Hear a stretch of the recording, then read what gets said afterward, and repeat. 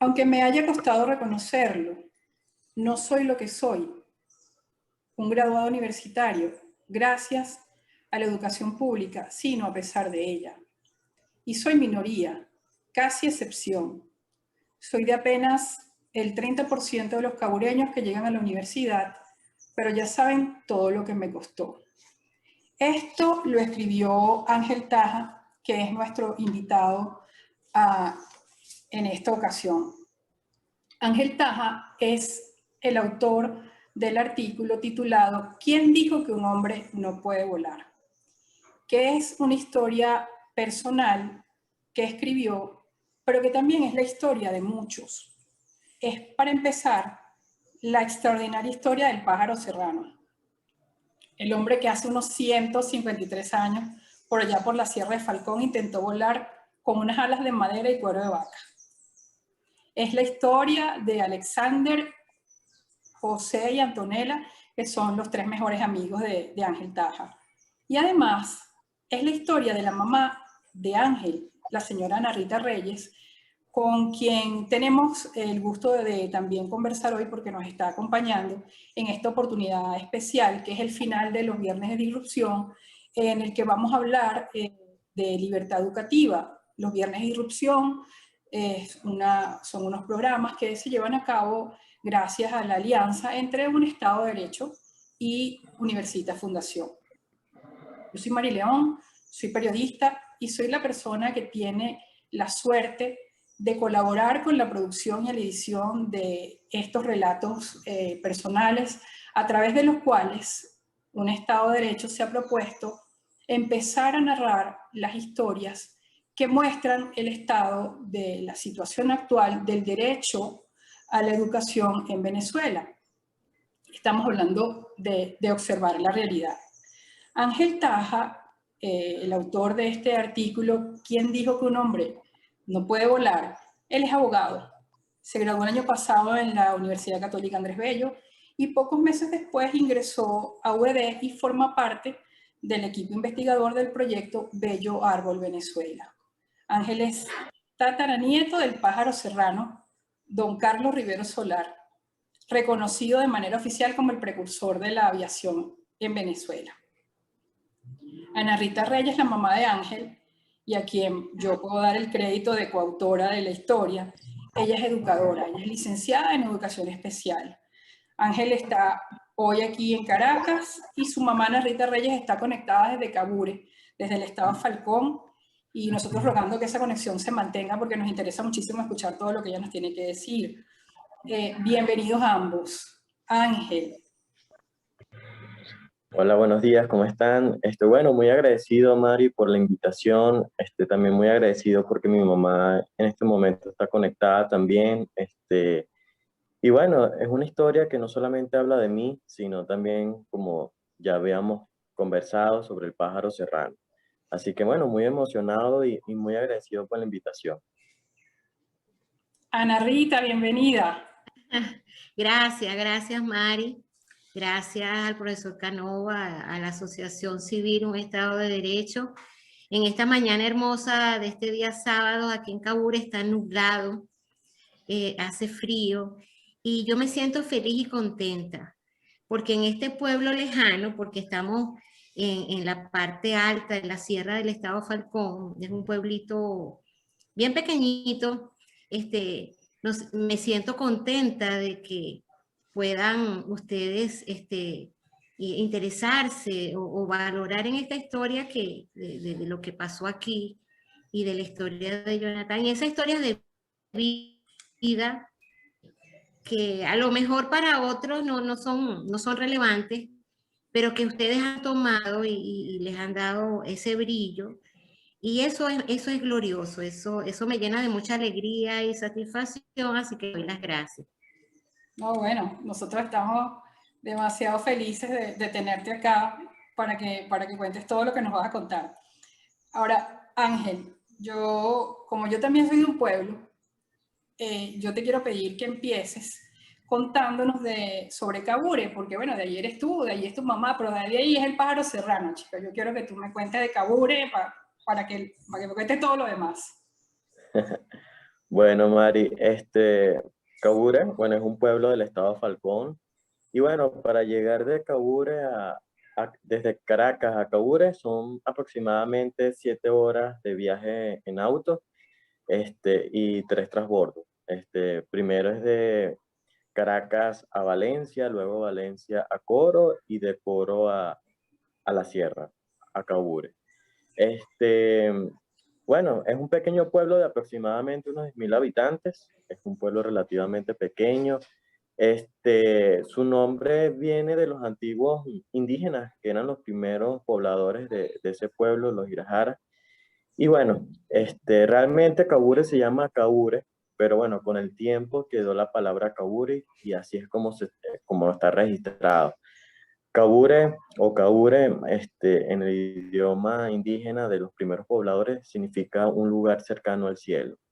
Y bueno, este también es el escenario de el gran pájaro serrano, mi tatara abuelo. Él fue un gran científico, para su época, un gran inventor. Bueno, él inventó para sí mismo una máquina para descerezar el café, un producto que se cultivaba muy común en Caure. Aparte de eso, creó sus propias tuberías de agua con bambúes, donde traía agua de la montaña hasta su casa y con eso podía mover un trapiche para extraer el azúcar de la caña. Entonces, muy feliz de mis orígenes y bueno, más o menos, resumidas cuentas, ese es mi pueblo. Bueno, chévere que me hablas de tus orígenes porque hacia allí también quiero entrar de una vez, porque tú cuentas acá que estudiaste preescolar, primaria y bachillerato, todo allí en Caure, y que allí solo hay instituciones, o sea, un solo preescolar, una sola escuela y un solo liceo, que son el Sara Amelia Salas, la Manuel Antonio García, allí hiciste primaria, y en el liceo, que es el Guillermo Antonio Coronado, todos son públicos. Y tu Sí. relato, este relato de quien dijo que un hombre no puede volar, contiene este recuerdo sobre tus orígenes, este recuerdo infantil de cómo fue tu escuela, pero también, y es la razón por la cual tu mamá está aquí con nosotros, insistimos mucho que estuviera acá, ese recuerdo, esa memoria la contiene a ella y lo que ella hizo. Cuéntanos acerca de esta primera parte de tu educación allá en Caure. Bueno, así es, Mari. Bueno, desde primer grado hasta sexto grado lo estudié en la única escuela pública de mi pueblo, se llama Manuel Antonio García. Bueno, mi experiencia educativa ahí, bueno, los maestros, después de impartir lo básico en educación, del día, prácticamente nos dejaban a casi todo el salón a jugar, a hablar con nuestros compañeros, pero no era por un sentido académico o lúdico, sino que simplemente después de impartirnos lo básico, simplemente nos dejaban a la deriva. Y bueno, de verdad que si no fuese por mi mamá, donde reforzaba mucho el nivel académico luego de terminar el día de la escuela, de verdad no sabría dónde estaría.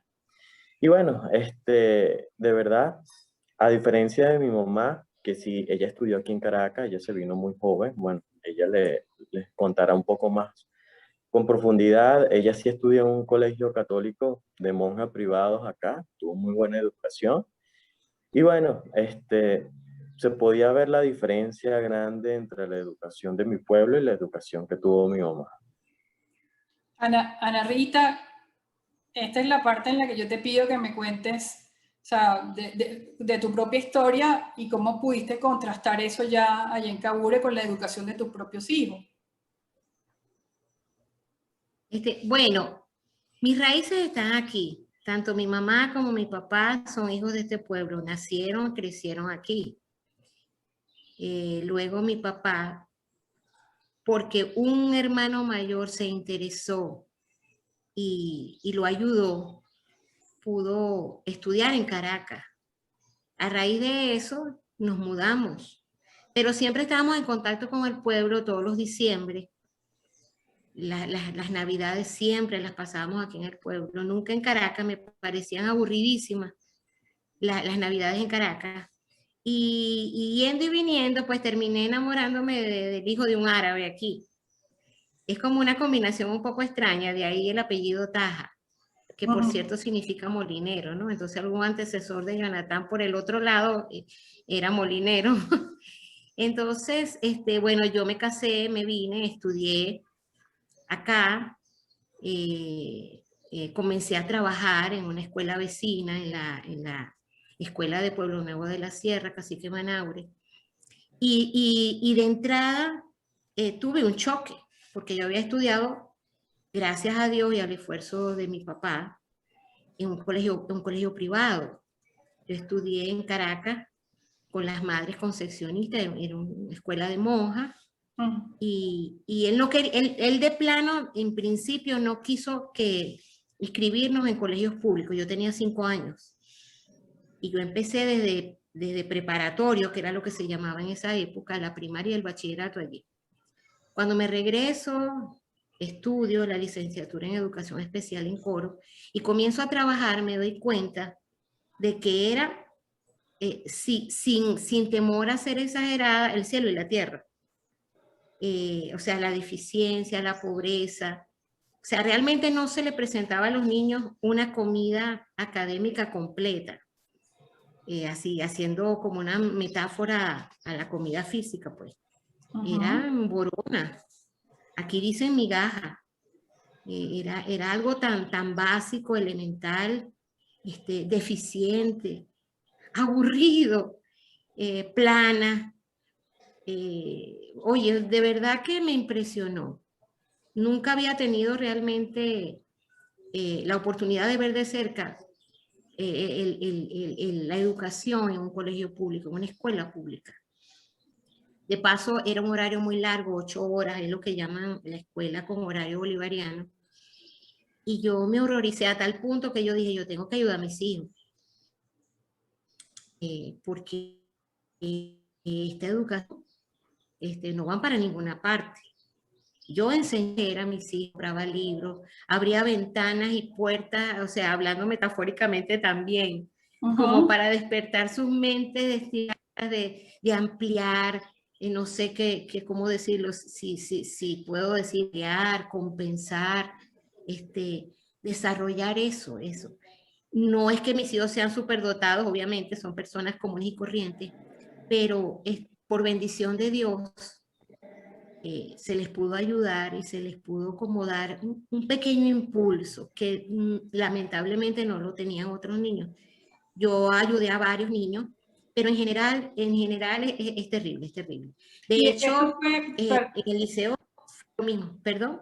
Sí, a eso iba, que me dijera si esto fue, o sea, una constante durante la primaria de Ángel y también en el liceo. En el liceo, bueno, te cuento una anécdota. Mi hija mayor, la que está antes de Jonathan, yo tengo 4 hijos, ya 2 se me graduaron en la Universidad Católica Andrés Bello.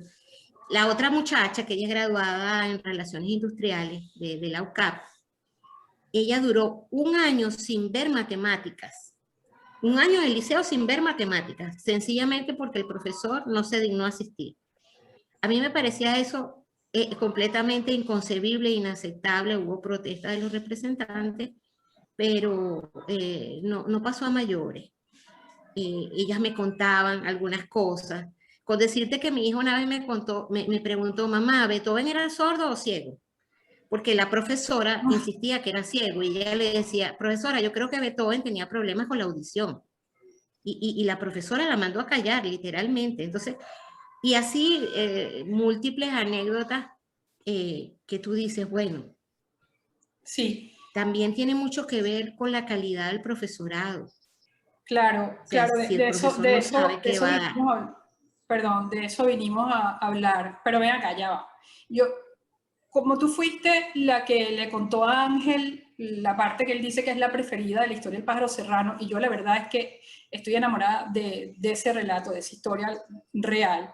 Por supuesto que la de ustedes también, pero como las dos se vertebran, yo quiero aprovechar que estás tú ya aquí y con buena conexión de que nos cuentes esta parte, esta historia, este adelanto de lo que fue la vida de este señor que que se montó unas alas de madera, de ramas y de cuero de vaca y se fue por allá. Bueno, cuéntame, por favor, qué fue lo que pasó por allá con él. Sí, bueno, te comento que aquí en el pueblo realmente se consideraba a don Carlos Rivero Solar, que era el abuelo de mi abuela, un señor un poco, no muy cuerdo, para decirlo de alguna manera. Sí, de hecho, cuando él hace emprende esta travesía, pues esta cosa que él hizo tan extraordinaria, había el comentario de que si Dios hubiese querido que el hombre volara, le hubiera dado alas. Así que para la mayoría de las personas, este hombre estaba zafado de la cabeza. Y estaba desafiando, obviamente, las disposiciones divinas. Pues si Dios no nos dio alas, pues no, exacto, no volaba. Sí, fíjate, si Dios hubiera querido que el hombre volara, le hubiera dado alas, pero él estaba como fuera de su época. Yo creo que hay personas que están fuera de época y pueden ver más allá y soñar más allá y creer más de lo visible, de lo posible, ¿no? Y así fue como un domingo en la mañana de 1868, él emprende primero su caminata cuesta arriba con sus grandes alas. Oye, que yo visualizo, me imagino eso, y debió ser todo un acontecimiento, todo el mundo chismeando, mira, el loco se va para la cuesta a tirarse con unas alas y la burla. Esa es mi escena preferida de ese relato. Sigue, Ana, por favor. Sí, porque de hecho en los pueblos no pasa mucha cosa, entonces cualquier evento que se sale de lo corriente es algo para ver, así que yo me imagino hace que 150 y pico de años. Sí, y todos esperando pues que se matara o se estrellara, obviamente nadie esperaba que fuese a tener éxito. Y fíjate, 100 años después, en 1959, llegó a alguien de las Fuerzas Armadas esta hazaña, esta cosa, si podemos decir entre comillas, loca. Es como el que tiene una pasión, un fuego en el corazón, un deseo, una meta, y de repente los que están alrededor no lo comprenden, lo comprende solamente la persona. Pero fíjate que 100 años después es reconocido como el precursor de la aviación de la Fuerza Aérea de Venezuela. Claro, él muere en el 1904, un año después de la hazaña de los hermanos Green, que ellos volaron con un avión a motor. No sabemos si él tuvo conocimiento de eso o no. Él siguió con sus inventos. No tengo conocimiento de que hubiese algún reconocimiento, pero así como los pintores y los poetas y todos los demás que hicieron sus cosas y fueron reconocidos a posteriori, pues post-mortem, si se quiere. Pero bueno, es interesante, de verdad. Yo fui invitada casi por casualidad a la inauguración de la plaza. En el pueblo no me identifican como familiar, porque como yo me fui a Caracas y regresé, solamente invitaron como familia a otras personas que sí viven en el sector del Naranjito. Y cuando yo llego, no sabía cuál era el motivo de la invitación. Venía la Fuerza Armada, la Fuerza Aérea, perdón, representante de la Fuerza Aérea. Y después que digo, es que me entero de que le iban a hacer un reconocimiento oficial a mi antecesor, pues. Imagínate, o sea, esa también es otra historia de cuando tú estabas jovencita y te fuiste para ese momento y ese homenaje que le estaban haciendo. Sí, siguiendo con este tema del pájaro serrano, porque Ángel estructuró su propia historia y la historia de ustedes como familia con esa.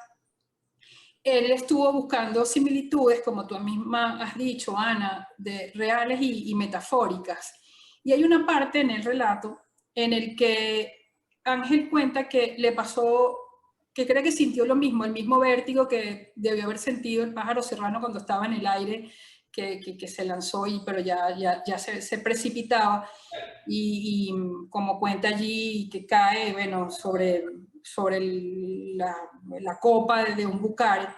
Él dice que cuando empezó a estudiar en la universidad, en la UCAP, le pasó algo parecido. Y a mí me gustaría, para quienes no han tenido pues el gusto y el placer de leer aún el relato, que Ángel nos dijera por qué le pasó esto, porque además es importante para la materia ya, para la parte sustantiva de la que ya vamos a empezar a conversar también. Sí, Mari, bueno, contándoles cómo fue mi decisión de estudiar en la Católica, bueno, mis opciones eran limitadas prácticamente, pero yo siempre quisiera en la UCAP.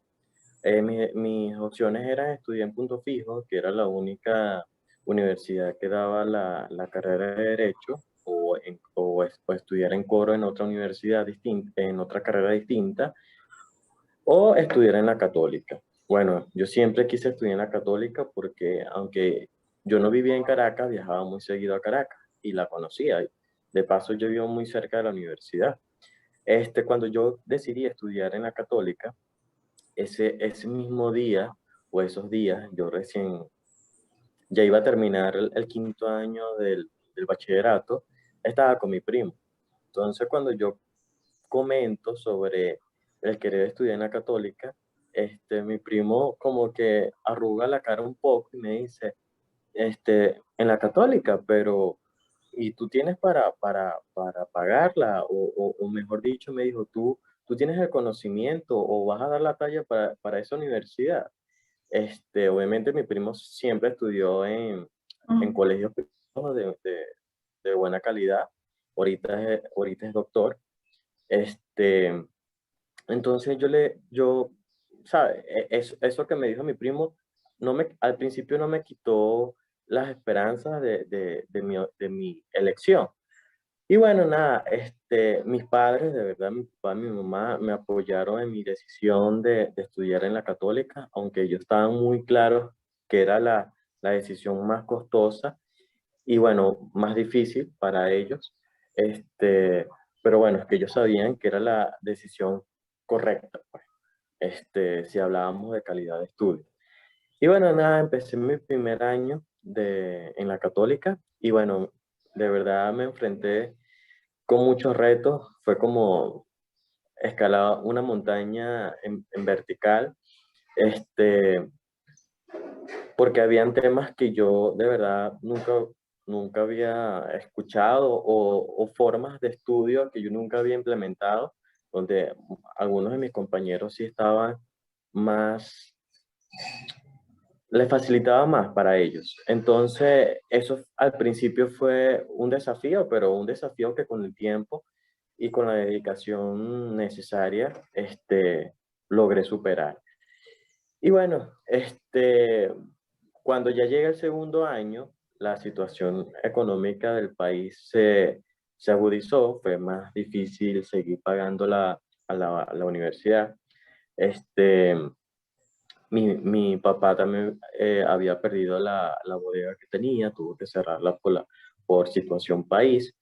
Y bueno, entré un poco en pánico, me imagino que debió ser la misma sensación que tuvo el gran pájaro serrano cuando iba en picada. Y bueno, nada, yo aún con el miedo de quizás no terminar mi carrera, investigué en la universidad tenía muchas formas y ayuda económica para los estudiantes, porque una de las cosas que tiene la universidad es que intenta todo lo posible para que los estudiantes terminen y se gradúen, a pesar de la situación económica. Y bueno, conseguí mi beca trabajo, donde estudiaba en el día y trabajaba en la tarde, hasta tarde-noche, en la oficina, en la CIPUCAP, que eso sería comúnmente conocido como la sala de profesores. Y bueno, desde el segundo año hasta que me gradué, fue mi beca, es decir, ellos me cubrían la totalidad de la matrícula a cambio de yo trabajar medio tiempo en la universidad. Y Wow, bueno, aquí estoy. tremendo, tremendo susto, sin duda. No Sí, puedes seguir estudiando por razones económicas. Mira, así es.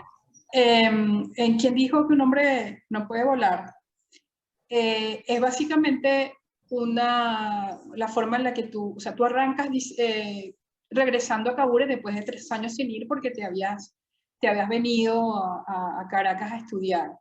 Y es un relato del reencuentro con esto, con los orígenes, con el pueblo, pero también con tus mejores amigos, que ya los hemos nombrado, que son José, Alexander y Antonella. ¿Por qué las historias de ellos son tan relevantes para la tuya? Bueno, primero y principal son mis amigos del pueblo, literalmente son las primeras personas que yo considero amigos desde que tengo memoria, estudiamos juntos desde casi siempre, desde el kinder hasta el liceo, y bueno, son amistades después de tanto tiempo que no se pueden olvidar, pues, que siempre van a estar ahí cuando tú vayas a tu pueblo. Este, bueno, en la historia, obviamente, se profundiza más la historia de ellos tres, pero bueno, José es mi vecino, él tiene ahorita 25 años.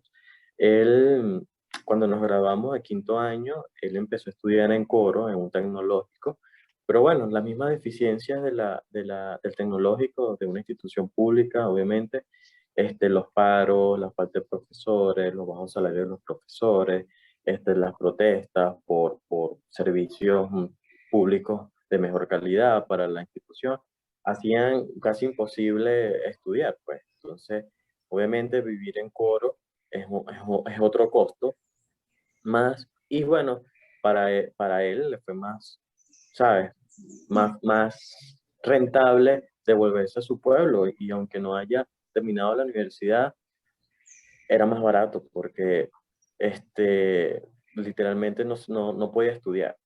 Entonces él se regresó a Cabure, ahorita él tiene 2 hijos, ahorita En actualmente. el relato, Y bueno, cuando lo escribiste, tenía uno solo, ya tiene dos. exactamente, ahorita tiene 2.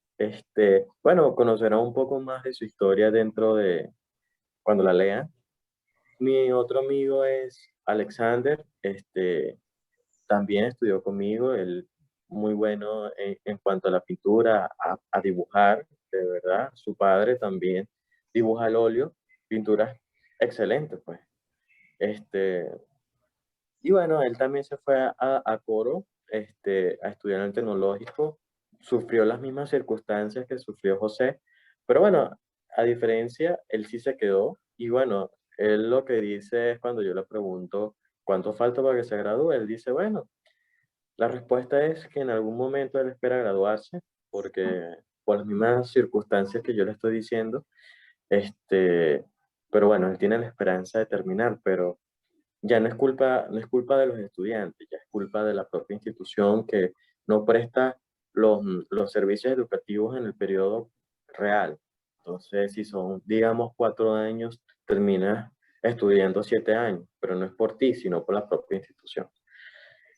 Mi segunda amiga es Antonella, ella también tiene aproximadamente mi edad, 25 años. Ella es muy buena en ping-pong, de verdad nadie le ganaba. También fue campeona municipal y si no me equivoco estatal también.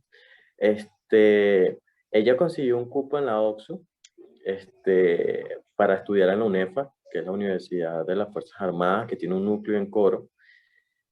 Y bueno, a diferencia del tecnológico, la UNEFA es del Estado 100%, y aunque no existían las protestas por falta de servicio, la calidad de los profesores eran de muy mala calidad, dicho por ella misma también. Prácticamente dice que fue como un curso de 5 años, comúnmente conocido aquí como Universidad Tapa Amarilla. Y bueno, aunque ella se graduó, no está trabajando ahorita de lo que se graduó, ella es ingeniera en sistemas, realiza otras cosas, y ella está casi segura de que, sabe, que no va a conseguir trabajo de lo que se graduó por esa universidad. Y bueno, la historia de ellos tres es más profunda en la historia, y bueno, yo les invito a que lo lean. Esas tres historias son inquietantes. Imagínate ella que completó su carrera y pareciera que no le sirvió para nada. Por el contrario, la malogró desde ese punto de vista. Ángel, Así es. tú te regresaste, bueno, estuviste allá en Caure con ellos, regresaste a Caracas, encontraste tu primer trabajo formal como abogado, ya entrando, vino la pandemia, se complicaron las cosas, pero bueno, también entraste a UED. Sí. Bueno, yo entré a UED gracias a una amiga aquí en Caracas, también graduada conmigo en la Universidad Católica Andrés Bello de Derecho. Ella es Tania Lavado. Lo más seguro es que la van a conocer si siguen a UED. Bueno, ella me invitó y yo cumplí el primer requisito, que era leer el libro del Bello Árbol de James Tully. Que bueno, cuando lo leí mi primera reacción fue que yo, prácticamente hijo de la educación pública, o sea, agradarme algo, un libro donde desahucia la educación pública fue difícil de asimilar. Y bueno, mentiría si digo que asimilé todo. De verdad que al principio fue un poco difícil de entender por eliminar la educación pública y usar un nuevo método de verdad innovador, demasiado innovador, para prestar ese servicio de educación. Pero bueno, cuando empecé a leer, vi que James Tully comenzó a indagar un fenómeno que se repetía, que son colegios privados de bajo costo, un fenómeno que se repetía en todos los países que él visitaba, en la India, en los barrios pobres de la India, de África y de China. Vi que había algo que se repetía y que realmente era muy eficiente, que son los colegios de bajo costo. Exacto, Los colegios privados de bajo costo. Lo que leo acá en tu relato es que James Tully hace un reporte en ese libro, es un reporte de su investigación, y él está diciendo, encontré que los pobres se están educando a sí mismos. Uno lee esto y se pregunta, ¿qué es eso de los pobres educándose a sí mismos? O sea,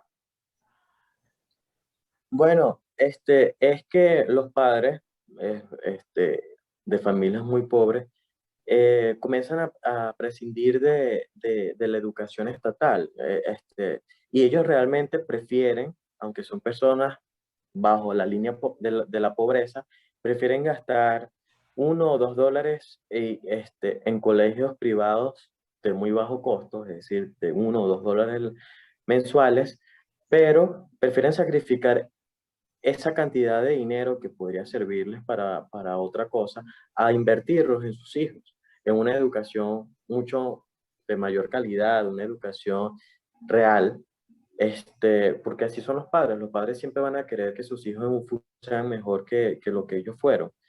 Y bueno, prefieren de verdad dejar a un lado la educación pública y preferir pagar un pequeño costo y darle a sus hijos una mejor calidad. un pequeño costo, por lo que entiendo que es lo único que tienen, es decir, para ellos un esfuerzo importante. Es decir, que lo relevante acá es que esta gente se estaba quitando de la boca prácticamente lo único que tenían para poner a sus hijos a que le garantizaran una educación de calidad. Pero también dices allí, Ángel, que te costó, ya lo vienes diciendo, que fue un libro, o sea, lo que está allí es difícil de asimilar porque vienes de la educación pública, pero concretamente tú dices acá en este relato que lo que más, de lo que te das cuenta es de que este libro, bueno, trastoca el enfoque tradicional de la concepción predominante de todo lo que es la prestación del derecho a la educación. Sí, sí, es que ya uno está acostumbrado y nos tiene inculcado que el Estado es el prestador de la educación, que él prácticamente tiene el monopolio de la educación y es el que debe garantizarlo. Y bueno, al leer el libro de James Tully y al momento de escribir este artículo, de verdad remece el dogma del Estado docente, pues. Y de verdad que después que empecé a seguir leyendo el libro y seguía escribiendo, ¿saben? Veía el cuestionamiento que se hacía de James Tully sobre su investigación y había algo innegable, la deficiencia de la educación pública. Pero bueno, de ahí a favorecer su desaparición, bueno, es otra historia. O sea, Sí, sí, sí. Uno cuando empieza a leerlo dice, bueno, ya déjame ver con cuánto me mantengo yo con mis propias concepciones. Pero también dices allí que sentías como culpa por estar, por culpa de comprender. Claro que al principio era la sensación como de traición a mis orígenes, Ujú, porque, ¿sabes? Yo que soy de un pueblo, que por haber estudiado en un colegio público, este, al principio tenía como la necesidad de defender eso de la educación pública, pero al leer el libro, al leer el libro y escribir, te das cuenta que es una doctrina estatista que, sabes, que tienes arraigado en tu mente. Entonces, esa doctrina, de verdad que es algo que nosotros debemos saltar. Esa doctrina de que el Estado es el único que nos puede garantizar la felicidad es algo totalmente no real. Fue lo que me tocó a mí superar. Y bueno, obviamente cuando uno empieza a leer y profundizar sobre estos temas, te das cuenta que hay algo más allá que el propio Estado. Ahora, pero tú dices también que a pesar de que estabas leyendo estos hallazgos de Tully que están reportados allí en su libro, porque básicamente es un informe, tú también seguías negándote de plano a que, por ejemplo, en Venezuela pudiera existir algo parecido a lo que encontró Tully en Asia, en África, en la India, en las comunidades más pobres de esos países que son los más pobres del planeta, algunos de los más pobres del planeta. Así es. Bueno, ese fue al principio, pero cuando empezamos a investigar en UED, y cuando mi compañera investigadora, María José España, que también los invito a que lean su artículo, confirmó el hallazgo del colegio de Cuyagua, en Petare. Salí de ese error, pues. Yo mismo también soy un investigador de UED y pude conseguir esos colegios de bajo costo también en mi localidad aquí en el estado Falcón. Entonces Hablan, es un fenómeno que se repite. ok, sobre eso que me estás diciendo ahorita, entiendo también que cuando empezaste a hacer la investigación ya con el profesor Canova, eh, él te dice que ya que en Cabure solo hay escuelas privadas, públicas, perdón, eh, hagas un informe de tu escuela donde tú estudiaste primaria, que es la Manuel Antonio García. Eh, ¿Qué encontraste allí en esa escuela? Bueno, encontré varios puntos muy importantes, puntos que también se repiten en el libro del Bello Árbol cuando James Tully indaga sobre los colegios públicos de esas zonas. Y es que, bueno, el salario docente, aquí, allá en mi pueblo, en los colegios públicos es alrededor de $3. Literalmente no es nada. Este, Primero es pues, que el salario de $3 es, es un terror. Después, indagando más, me di cuenta que solamente aproximadamente el 30% de los estudiantes de la Escuela Manuel Antonio García, al terminar sus estudios, llegan a una universidad. Ese porcentaje baja a su vez de los que terminan la universidad, porque solamente es un 30% de los que entran en la universidad de mi escuela pública. Y bueno, la pobreza, porque hasta para estudiar en coro es un costo grande, Uh para estudiar -huh. en coro en una universidad gratuita es un costo grande. Y bueno, precisa muchos recursos que la mayoría de los de Cabure no tienen. Entonces, de la educación pública no se puede seguir esperando nada, pues se puede esperar es más fraude, de verdad, seguir creyendo a estas alturas que el Estado puede prestar un servicio de calidad. Es como creer en las promesas de los políticos actuales. Es decir, no podemos esperar nada, ya hay que cambiar la forma de prestar ese servicio, pues. Hay muchas formas, de verdad, donde el Estado no es el prestador principal, no tienen que incidir en la prestación del servicio de forma directa. Hay otras formas que son las que relata James Tully en su libro, es la que relato yo en mi artículo, es decir, crear colegios privados de bajo. Bueno, estás diciendo algo con lo cual es posible que haya gente pues, que no esté muy de acuerdo, que sí sigue creyendo en los políticos, que sí sigue creyendo en que se puede recuperar la educación pública estatal. Y sobre eso te digo, pero esa gente por lo general, estas personas que todavía abanderan esa posibilidad, dicen que hay países donde la educación pública sí funciona, sí es buena, y dicen, bueno, están los modelos de europeos, está incluso Estados Unidos. Sí, bueno, esas mismas preguntas se las hacía a James Tully, al profesor, y bueno, hago mías sus propias palabras cuando le preguntan eso, pero la respuesta sería, ¿qué pasaría si el Estado que el Estado no hubiese sido el prestador de ese servicio? Es decir, ¿qué hubiese pasado si el Estado no hubiese tenido el monopolio de prestar el servicio de la educación? Es algo que de verdad es una pregunta que queremos responder. Y bueno, como dice el profesor Tully, dice que tal vez en esos lugares la educación no es lo suficientemente mala, pero de verdad aquí en Venezuela no creo que exista alguien que diga que la educación pública no es suficientemente mala. Bueno, Es decir, mejor, exacto, hay que descentralizar ese monopolio que tiene el Estado en prestar la educación y ver qué pasaría. bueno, estamos investigando. Si hay gente que diga que en Venezuela la educación pública todavía no es lo suficientemente mala, bueno, vamos a preguntarle a la gente de Cabure, vamos a ir a la gente en toda Venezuela, vamos a hacer esa pregunta, a ver qué dicen. También Exactamente. te quería preguntar algo, porque habrá quien diga cuando te escucha hablar que tú eres un graduado universitario a pesar de que estudiaste en LUCAP, bueno, gracias a la educación pública que recibiste allá en Cabure, en tu escuela y en tu liceo, de que tú llegaste allí y eres ahora un abogado de LUCAP, gracias a eso, gracias a la enseñanza que te dio el Estado.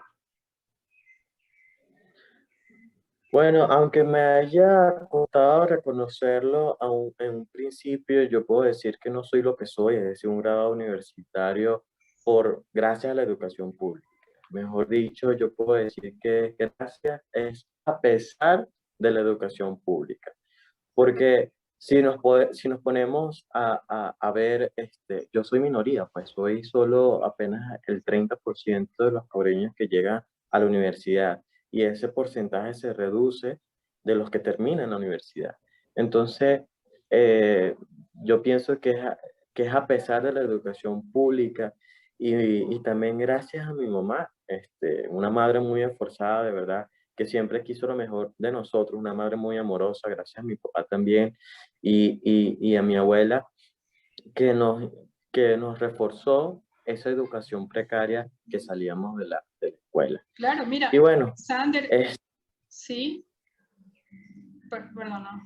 sí, sí, y bueno, ya están los ejemplos de mis amigos, José, Alexander, Antonella, que bueno, que no sé, no sé qué debería agradecerle yo al Estado, que el otro 70% esté en la pobreza, en la penuria de no haber seguido estudiando. Eso yo pienso que es lo único que deberíamos agradecer realmente. Sí, Ana Rita, Entonces, acerca de esto que está diciendo Ángel y de lo que es también la historia de sus amigos y de la gente, de los muchachos de Cabure, ¿qué tienes tú que decir como madre, pero también como docente? Bueno, me encanta que me hagas esa pregunta. Te voy a responder como mamá, como docente. Yo tengo 20 años de servicio como ciudadana. Creo que la educación venezolana está en caída libre. así de sencillo. Estamos en una caída libre y no hay una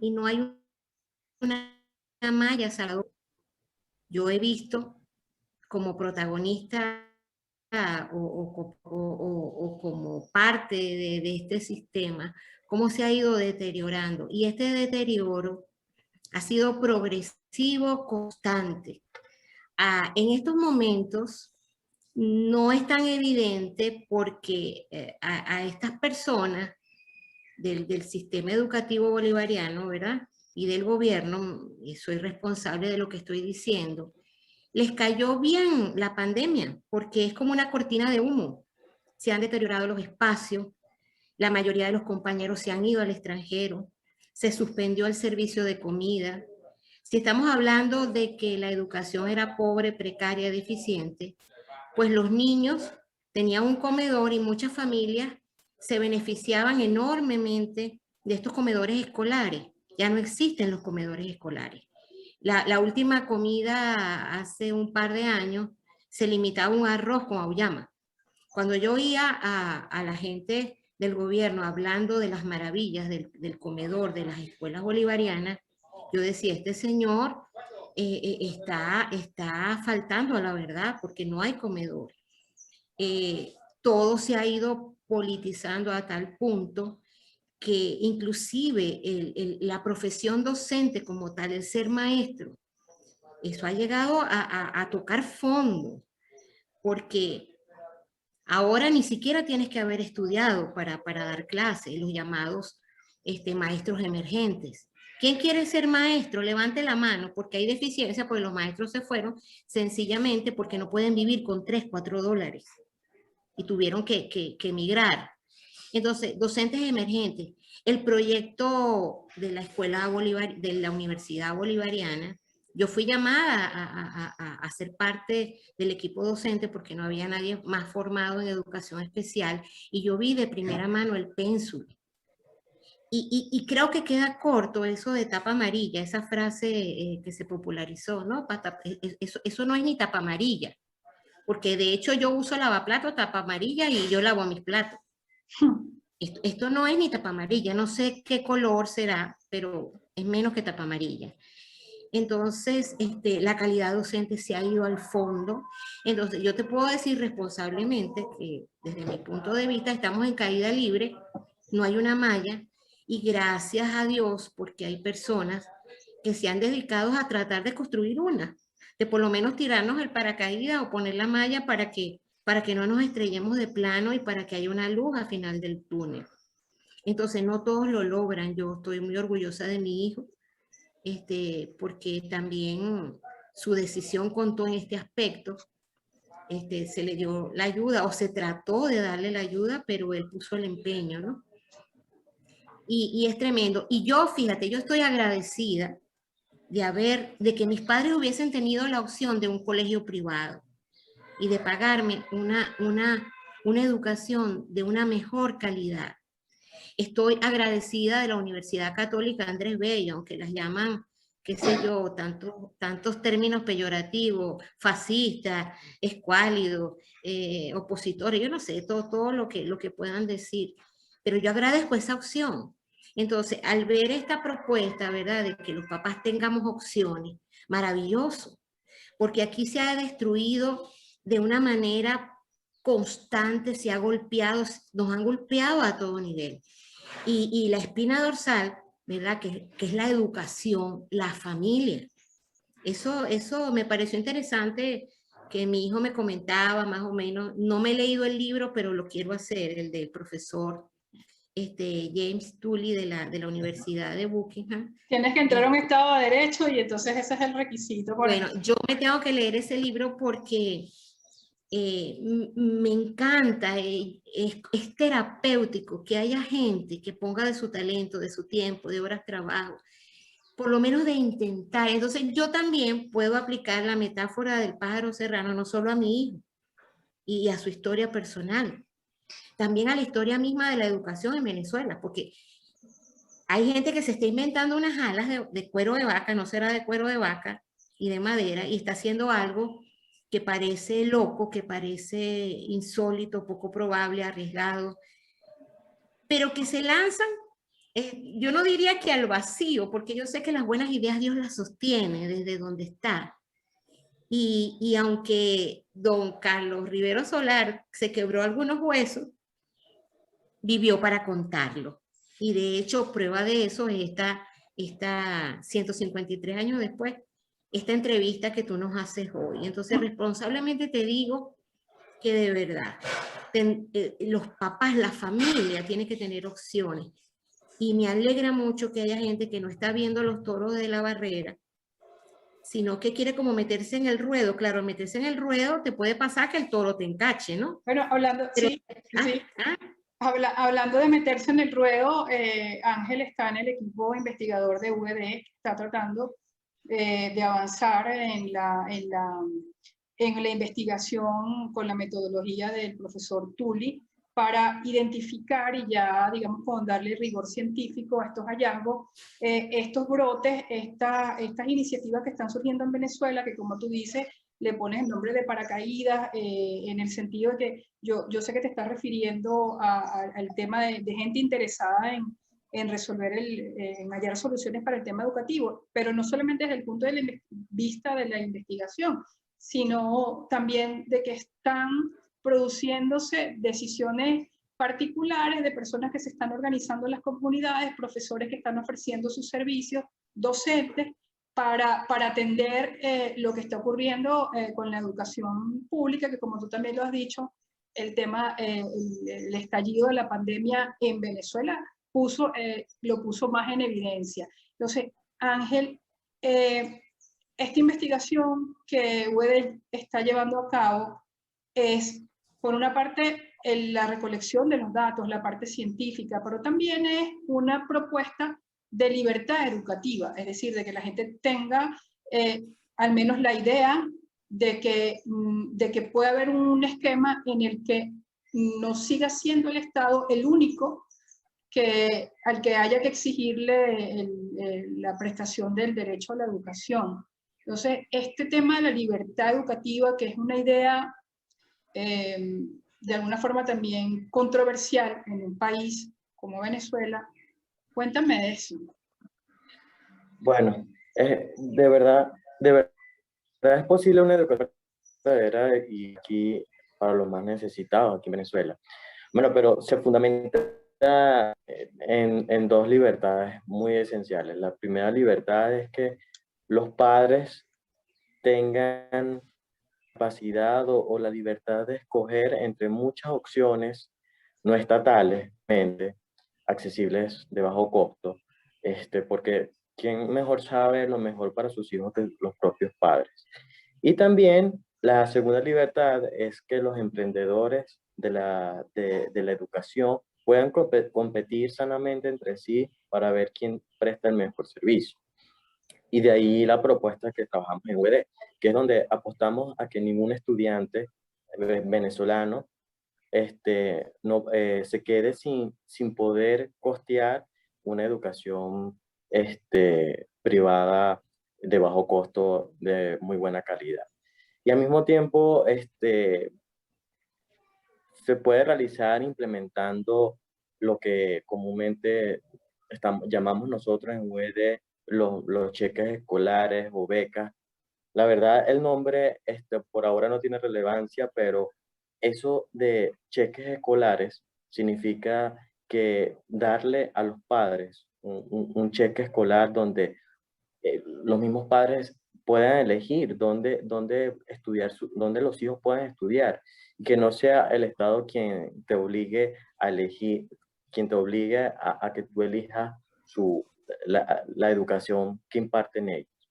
Entonces, permitirle a los padres elegir dónde inscribir sus hijos, permitirle a los emprendedores de la educación que compitan entre sí y ver cuál mejor presta el servicio.